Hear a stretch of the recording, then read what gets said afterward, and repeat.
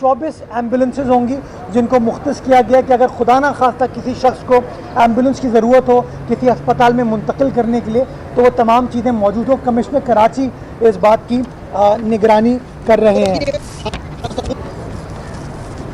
मैं सबसे पहले कराची के बहादुर और बाशऊर शहरियों को मुबारकबाद पेश करना चाहूँगा कि उन्होंने इस वीकेंड पे नफ़रत की और तफरीक की सियासत को रिजेक्ट किया।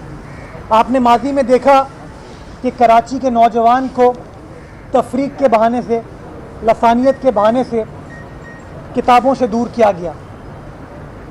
अच्छे काम पर उनको इनकरेज नहीं किया गया। बजाय इसके कि वो तालीम हासिल करते, बजाय इसके कि वो इज़्ज़त से अपना गुज़र बसर करते, जो कराची की यूथ के साथ माजी में हुआ वो आपके सामने है। और मैं समझता हूँ बड़ी जिद्दोजहद के बाद, बड़ी मेहनत के बाद जो कराची में खौफ की फ़िज़ा थी उस फ़िज़ा को ख़त्म किया गया। उस फ़िज़ा को ख़त्म करने के बाद आज आप देख सकते हैं कि शहर कायद एक बार फिर रोशनियों के शहर में तब्दील हो चुका है। तो हफ्ते के रोज़ मुत्तहिदा कौमी मूवमेंट ने फिर कराची के नौजवान को लसानियत की तरफ माइल करने के लिए, तफरीक की तरफ माइल करने के लिए कोशिश की और बड़ी खूबसूरती के साथ कराची के शहरियों ने उस तफरीक की सियासत को रिजेक्ट किया, तफरीक की सियासत को ख़त्म किया। मैं समझता हूँ कराची के शहरी मेन स्ट्रीम की सियासत करना चाहते हैं। कराची की शहर अब इश्यूज़ की बात नहीं करना चाहते हैं, वो सलूशन की बात करना चाहते हैं, वो अपने मसाइल का हल चाहते हैं। कब तक आप कराची वालों को बार बार तफरीक की तरफ माइल करते रहेंगे अपने सियासी मकासद के लिए और कराची वालों की मुश्किलात को आप हल नहीं करेंगे।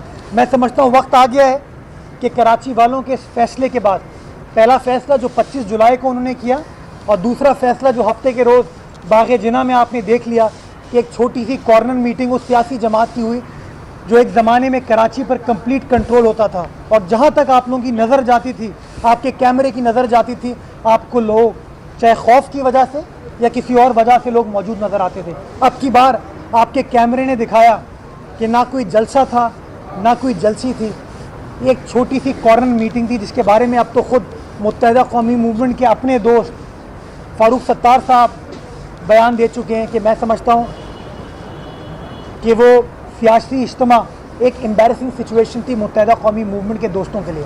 मैं समझता हूँ वक्त आ गया है कि इस तफरीक की सियासत को तर्क करना चाहिए और कराची की खिदमत के लिए, सिंध की खिदमत के लिए हमें लोगों को एक साथ मिला के सूबा सिंध को आगे लेके बढ़ना चाहिए।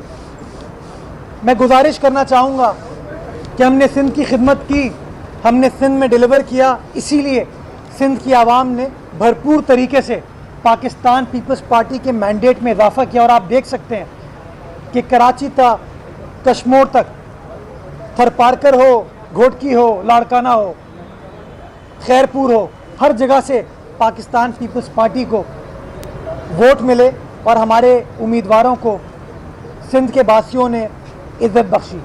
मैं समझता हूँ अगर हम जमहूरियत में बिलीव करते हैं, अगर हम आइन की सरबुलंदी में बिलीव करते हैं तो वक्त आ गया है कि इस तफरीक की और यू टर्न की सियासत को हम तर्क कर दें। और मैं यू टर्न इसलिए कह रहा हूँ कि यही मुत्तहिदा कौमी मूवमेंट जब अंदरूने सिंध अपनी सियासत करने के लिए जाती है तो कहती है कि सिंध हमारी माँ है, इसकी तफरीक की हम कभी इजाज़त नहीं देंगे। जब सिंध के अंदर, सिंध असम्बली के अंदर कोई रेजोल्यूशन सिंध के हक़ में पास की जाती है तो मुतफ़िक़ा तौर पे पास की जाती है और मुत्तहिदा कौमी मूवमेंट ने माजी में उन रेजोल्यूशन में पाकिस्तान पीपल्स पार्टी का साथ दिया, बाकी सियासी जमातों का साथ दिया। तो अब ऐसी क्या सूरत हाल हो गई कि उनको अपनी सियासी उस पोजीशन के ऊपर यू टर्न लेना पड़ा।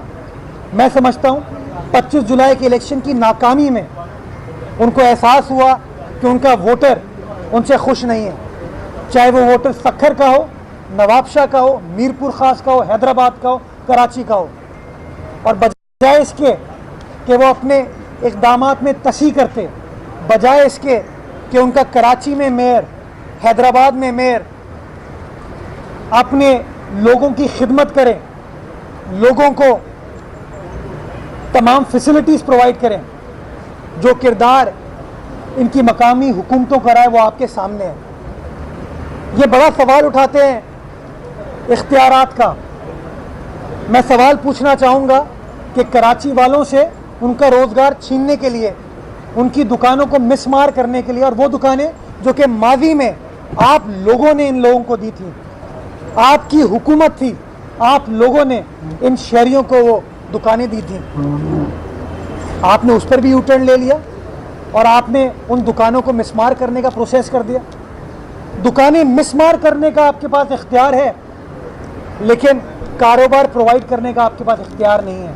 पार्कों को, ग्रीन बेल्ट्स को चाइना कटिंग करने का इख्तियार है आपके पास, लेकिन पार्क बनाने का इख्तियार नहीं है, ग्रीन बेल्ट बनाने का इख्तियार नहीं है। मैं समझता हूँ वक्त आ गया है कि जो सवाल फारूक सत्तार साहब ने मेयर कराची से पूछा था कि हिसाब दो उस पैसे का जो आपको मिला है, आपने किधर कराची शहर में खर्च किया है। हैदराबाद के मेयर से जो सवाल उनकी अपनी सियासी जमात ने माजी में पूछा था कि जवाब दो कि वो पैसा कहाँ खर्च हुआ है, आई थिंक वक्त आ गया है कि ये सवाल पूछा जाए। मैं आपके सामने ये गुजारिश करना चाहूँगा कि कराची को, हैदराबाद को अपना OZT शेयर के मुताबिक वो तमाम बजट मिलता है, तमाम पैसे मिलते हैं, लेकिन वो बजट सर्फ कहाँ होता है वो किसी को नहीं पता। कराची शहर के अंदर हर साल पाकिस्तान पीपल्स पार्टी की सिंध गवर्नमेंट KMC को 7 अरब रुपए सालाना एड देती है ताकि आप कराची के मसाइल को हल कर सकें, कराची वालों को रिलीफ प्रोवाइड कर सकें। मैं सवाल पूछता हूँ, वो 7 अरब रुपए कहाँ खर्च हो रहे हैं, वो OZT शेयर कहाँ खर्च हो रहा है। जो भी कराची शहर में आपको तरक्याती काम होते हुए नज़र आता है वो आपको सिंध गवर्नमेंट के मरूने मिन्नत है। ये वो काम है जो पाकिस्तान पीपल्स पार्टी की सिंध गवर्नमेंट कर रही है, मेयर कराची नहीं कर रहा। आप पूछे सवाल उनसे कि पिछले 2.5-3 साल में उन्होंने कौन सा तरक्याती काम कराची शहर में किया। उनको फायर ब्रिगेड के लिए जो अमला चाहिए वो हम प्रोवाइड कर रहे हैं, जो पैसे चाहिए वो हम प्रोवाइड कर रहे हैं। फायर ब्रिगेड कराची शहर के लिए 105 मीटर लंबी स्नॉर्कल वो सिंध गवर्नमेंट प्रोवाइड कर रही है, वो मेयर साहब नहीं कर रहे, वो KMC नहीं कर रही। मैं समझता हूँ वक्त आ गया है कि सवाल पूछा जाए KMC से, मेयर कराची से, कि जो पैसे आपको मिले हैं आपने वो पैसे किधर खर्च किए, किस तरीके से आपने कराची वालों को रिलीफ प्रोवाइड की। मैं सिर्फ आपके सामने ये बात वाज़े करना चाहूँगा कि कौन लोग बात करने में बिलीव करते हैं और कौन लोग काम करने में बिलीव करते हैं। आपने वीकेंड पे देखा कि कराची से ताल्लुक़ रखने वाली एक सियासी जमात ने बाग़े जिना पे जलसा किया या जलसी किया या कॉर्नर मीटिंग की और फिर इख्तियारात का रोना रोया, बावजूद इस बात के कि वो वफाकी हुकूमत का हिस्सा हैं, बावजूद इस बात के कि 2 अहम वफाकी वजारतें उस सियासी जमात के पास हैं। बजाय इसके वो कराची वालों को कोई अच्छी खबर देते, बजाय इसके वो कराची वालों को बताते कि कौन सा तरक्याती काम वो लोग करने वाले हैं वफाकी हुकूमत की मदद से, उन्होंने फिर इख्तियारात का रोना रोया। उन्होंने फिर ये कहा कि हम आपके लिए कुछ नहीं कर सकते।